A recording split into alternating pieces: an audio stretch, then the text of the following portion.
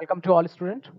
Uh, Probably today you may feel some less quality of the video, like less quality of the audio as well as my face because of some required tools are not with me right now. So that's why you may be feel some less quality of audio. So please try to be incorporate in this lecture. So as I'm providing you the lecture after a long time, okay. So before the lecture, we have studied about the variety of fungus kingdom like Asco, Basidio, Phycomycetes, including their examples, reproduction, sexual, vegetative, and asexual reproduction. I try to explain my best. So if you need any need explanation, so please you can just tell me individually. चलिए. So now the lecture number 24, the fungus division is a Deuteromycetes. Okay.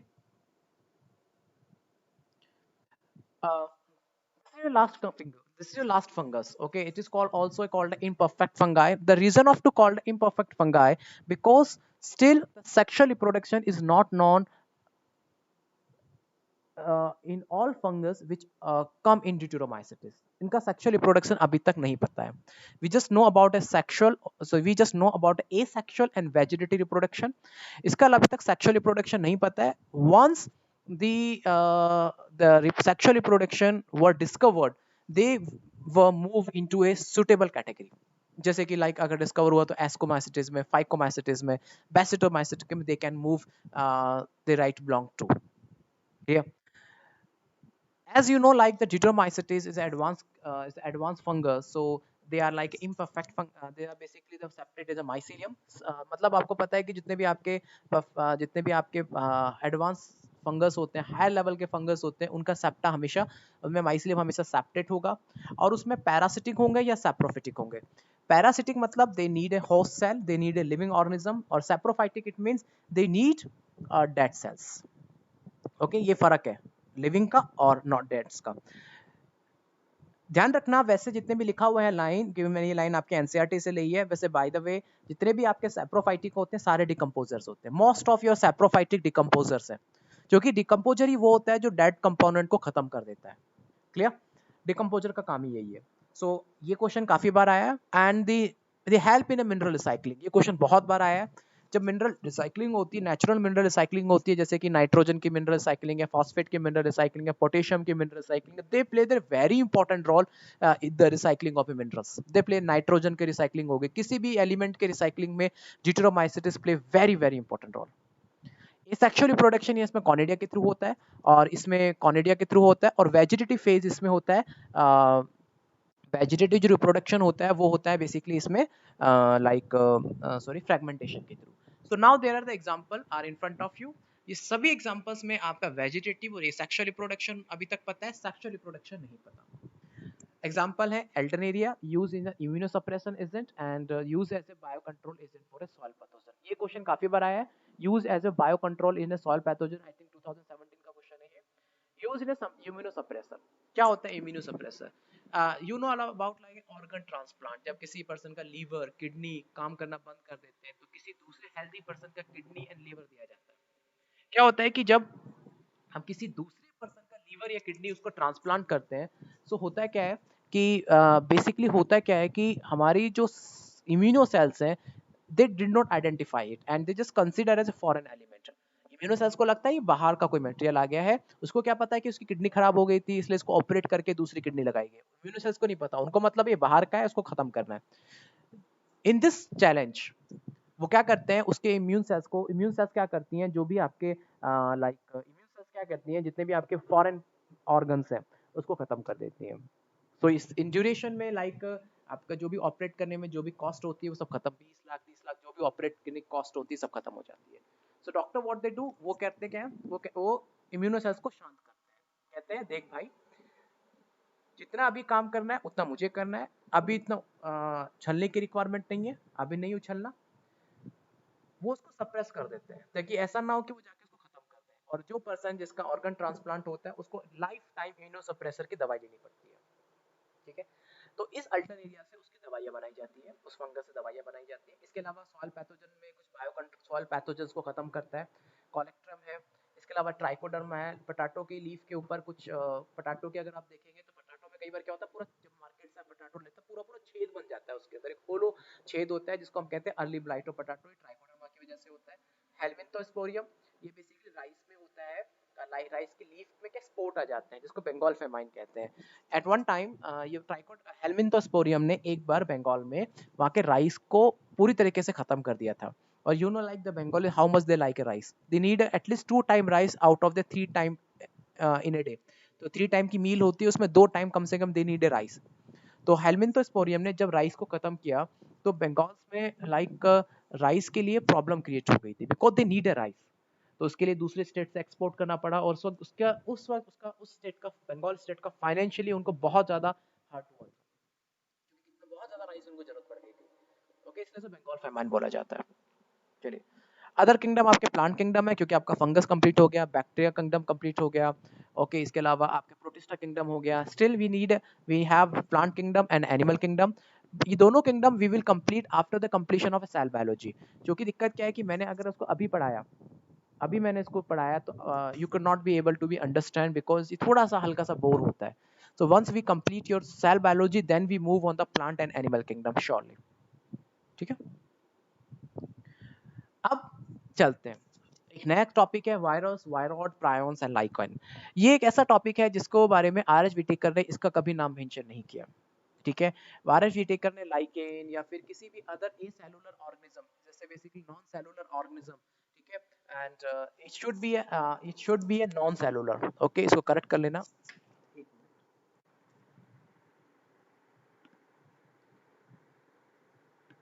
आपके actually NCERT में बहुत सारी mistakes है, you should to be correct at the time that is a non cellular, it's not. मैं बताऊंगा दोनों में डिफरेंस क्या होता है। Okay, they are a non cellular organism क्योंकि क्या प्रॉब्लम है कि वायरस, वायरॉइड एंड प्रायोन्स ये बेसिकली ऐसे ऑर्गेनिज्म है जो लिविंग और नॉन लिविंग के बीच का लिंक है। If they are outside of your body they are a non living, once they come in your body they become a living.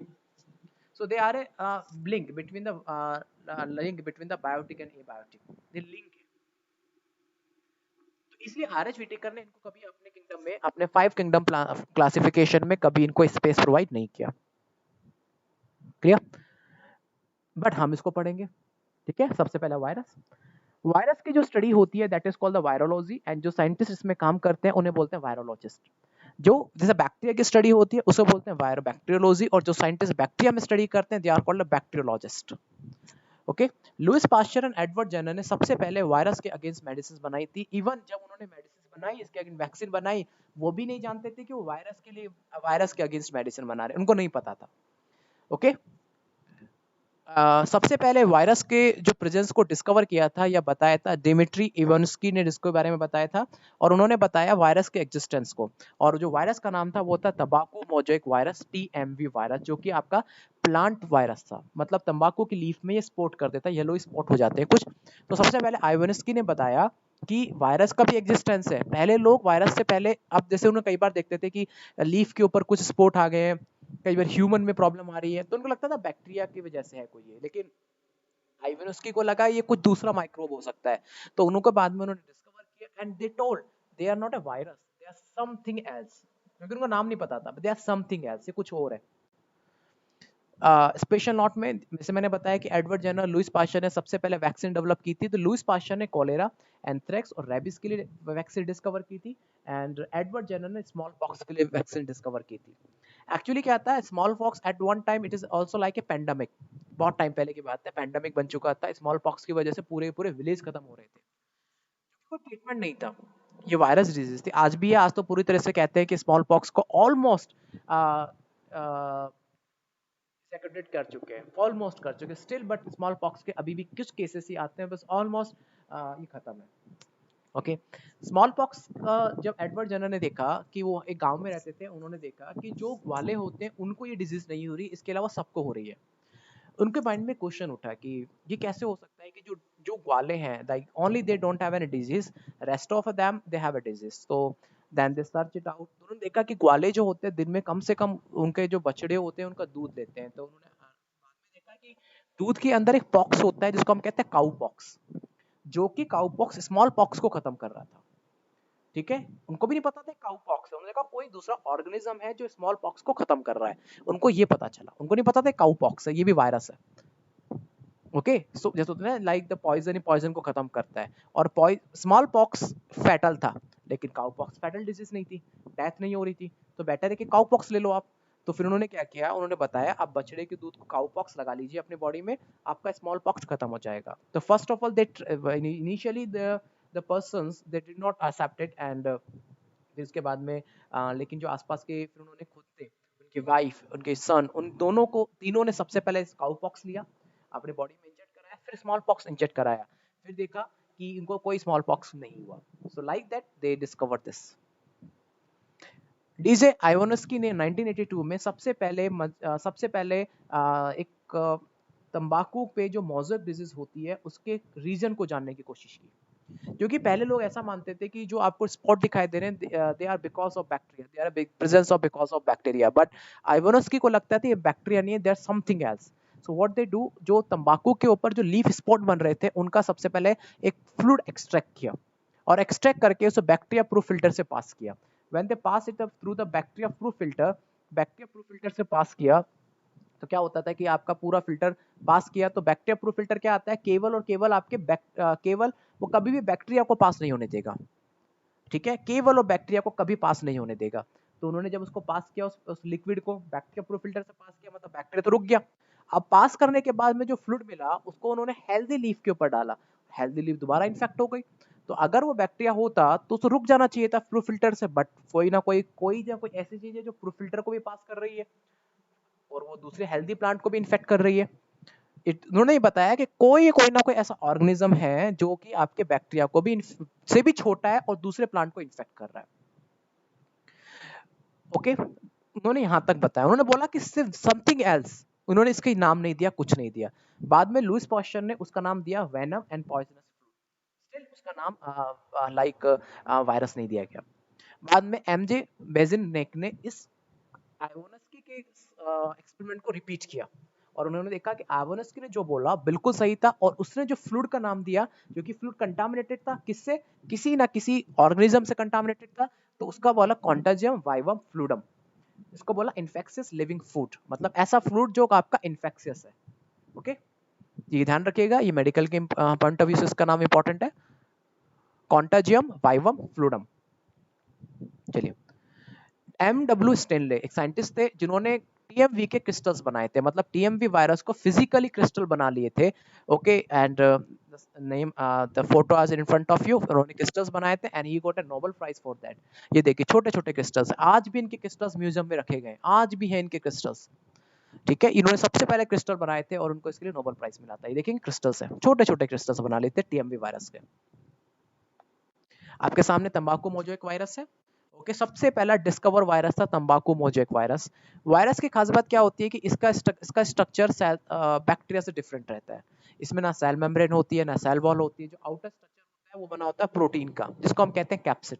और इसके अंदर सिर्फ जनरली वायरस के अंदर या तो प्रोटीन का एक लेयर होता है और अंदर की तरफ न्यूक्लिक एसिड होता है, इसलिए इसको बोलते हैं न्यूक्लियो प्रोटीन, मतलब प्रोटीन की लेयर है और अंदर न्यूक्लिक एसिड है, इसके अलावा कुछ इसमें नहीं होता। वायरस की characteristic, there are obligate parasite, मतलब ये ऐसे ऑर्गेनिज्म है they need only and only the host for their growth. इनको अगर होस्ट नहीं मिलेगा तो इनकी डेथ हो जाती है, तो दैट्स व्हाई कुछ टाइम ही रहते हैं हवा के अंदर, इसके अलावा अगर होस्ट नहीं मिला तो इनकी डेथ हो जाती है। स्मॉल पॉक्स को ऐसे ही खत्म किया गया है, जब होस्ट के अंदर पहले से वैक्सीन लगा दिया है, होस्ट इतना इम्यून सिस्टम जनरेट कर चुका है तो उसका होस्ट नहीं मिल रहा था, जब इसको होस्ट नहीं मिला तो स्मॉल पॉक्स खत्म हो गया। Okay, they strictly require a host for the growth and directly infect the cell. They are a non-cellular organism. ध्यान रखना है, नॉन सेलुलर अलग होता है, ए सेलुलर अलग होता है। मैंने जब स्लाइम मोल्ड पढ़ाया था बताया था वो ए सेलुलर है, ये नॉन सेलुलर है। ए सेलुलर मतलब जितने भी लिविंग सेल्स होती है, क्योंकि उसके अंदर सेल वॉल नहीं होती, that's why they are called a cellular, but still क्योंकि उसके अंदर सिर्फ प्रोटोप्लाज्म होता है, कुछ नहीं होती cell wall, but they are living. But virus का प्रॉब्लम क्या है, इसके अंदर ना सेल वॉल होती है ना साइट प्रोटोप्लाज्म होता है, that's why they are called non cellular. जिसके अंदर सेल वॉल नहीं है डजंट मैटर, प्रोटोप्लाज्म है देन वो लिविंग है। Protoplasm this is a physical basis of life, होना चाहिए, वो प्रेजेंट होता है, तो उसकी वजह से उसको आप ए सेलुलर बोलते हो। सो लेकिन यहाँ प्रोटोप्लाज्म में नहीं है, दैट्स व्हाई उसको ए नॉन सेलुलर बोलते हैं, क्योंकि सेल वॉल तो इसमें भी नहीं है। They are the link between the biotic and abiotic. They behave a non living, जब वो बाहर होते हैं और जैसे ही होस्ट के अंदर आते हैं लिविंग हो जाते हैं। वायरस, मैंने ध्यान रखना the sign of biotic and a sign of biotic, ध्यान रखना वायरस के अंदर कोई सेल वॉल नहीं होती है एंड दे आर ना उसके अंदर प्रोटोप्लाज्म होता है। ध्यान रखना ये चीज थोड़ा सा चेंज करना है, मुझे भी चेंज करना था, मुझे याद नहीं रहा। They are not a sign of biotic, they are a sign of abiotic. ना सेल वॉल है ना प्रोटोप्लाज्म है। तो साइन ऑफ बायोटिक क्यों होता है? क्योंकि इसके अंदर सिर्फ डीएनए या आरएनए पाया जाता है, जिसे हम फर्स्ट साइन ऑफ लाइफ बोलते हैं।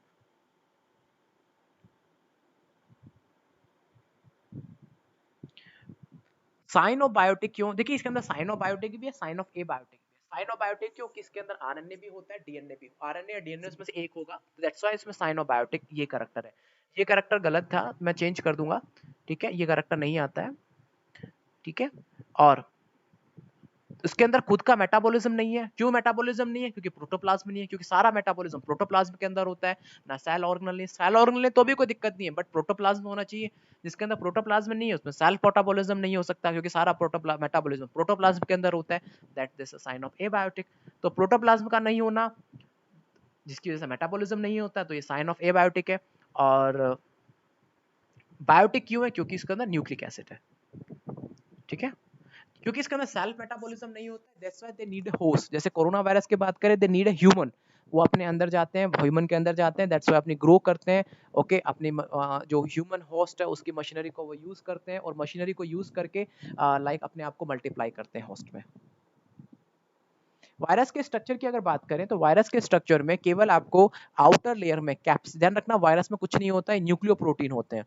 उसके अंदर सिर्फ आउटर स्ट्रक्चर में प्रोटीन की एक लेयर होती है और अंदर की तरफ न्यूक्लिक एसिड होता है। देखिए ये बाहर की तरफ कैप्सिड है। कैप्सिड एक तरह का पॉलीमर है जो कि प्रोटीन से बहुत छोटी छोटी यूनिट से बना हुआ होता है, और प्रोटीन की छोटी छोटी यूनिट को कहते हैं कैप्सियोमर, कैप्सोमेयर। प्रोटीन की छोटी छोटी यूनिट होती है कैप्सोमेयर कहते हैं। जितनी भी सारी प्रोटीन की छोटी छोटी यूनिट आपस में मिलकर बनाती है कैप्सिड। और अंदर की तरफ होता है आपका डीएनए या आरएनए जो कि न्यूक्लिक एसिड होता है। बस ये न्यूक्लिक एसिड की वजह से साइनोबायोटिक है, इसके अलावा इसमें कुछ नहीं है। प्रोटोप्लाज्म में होता है, सेल मेटाबॉलिज्म नहीं होता। अगर कोरोना वायरस के अंदर खुद का मेटाबॉलिज्म होता है ना, तो कभी होस्ट को इन्फेक्ट नहीं करता। जैसे मैंने बताया ना ये प्रोटीन और न्यूक्लिक एसिड के बने होते हैं। कैप्सिड छोटी मोनोमर से बना होता है, इसको कैप्सोमेयर कहते हैं। इसके अंदर या तो आरएनए होता है या डीएनए होता है, लेकिन कभी एक साथ एक जैसा नहीं होगा। जैसे कि यहाँ दो वायरस है, वायरस टीएमवी और बैक्टीरियोफेज। वायरस जो टीएमवी वायरस है ये प्लांट को इन्फेक्ट करता है, बैक्टीरियोफेज बैक्टीरिया को इन्फेक्ट करता है। ये हम पढ़ेंगे स्लोरी एंड स्लोरी। इसके अलावा आप देख रहे हैं ये जो दिख रहा है टेल फाइबर है, ये होस्ट का ये मतलब सेल को पकड़ने के काम आते हैं, सेल को पकड़ते हैं। ये जो टेल फाइबर है ये सेल को पकड़ने के काम आते हैं, उसके अलावा और कोई काम नहीं है इसका। वायरस के स्ट्रक्चर में ध्यान रखना, एज ए न्यूक्लिक एसिड या तो डीएनए होगा या आरएनए होगा, लेकिन दोनों कभी एक जैसा नहीं होता ना। ऐसा नहीं कि आरएनए भी होगा डीएनए, नो, एक होंगे। अब डीएनए और आरएनए में भी दो कंडीशन है। आरएनए भी दो टाइप का हो सकता है, सिंगल स्टैंडर्ड डबल स्टैंडर्ड, या फिर डीएनए भी डबल स्टैंडर्ड सिंगल स्टैंडर्ड, लेकिन उनमें से भी एक ही होगा, ठीक है। तो चार कंडीशंस हो सकती हैं, double standard, single standard, double standard, single standard. RNA और डीएनए में भी चार कंडीशन होंगी, लेकिन होगा एक ही, ठीक है। That's enough for today. So आज के लेक्चर में देखा वायरस के बारे में, तो वायरस बेसिकली क्या है, वायरस का स्ट्रक्चर क्या है, वायरस में न्यूक्लिक एसिड कौन सा है। नेक्स्ट लेक्चर में देखेंगे इसके न्यूक्लिक एसिड के किसमें आरएनए पाया जाता है, किसमें डीएनए पाया जाता है।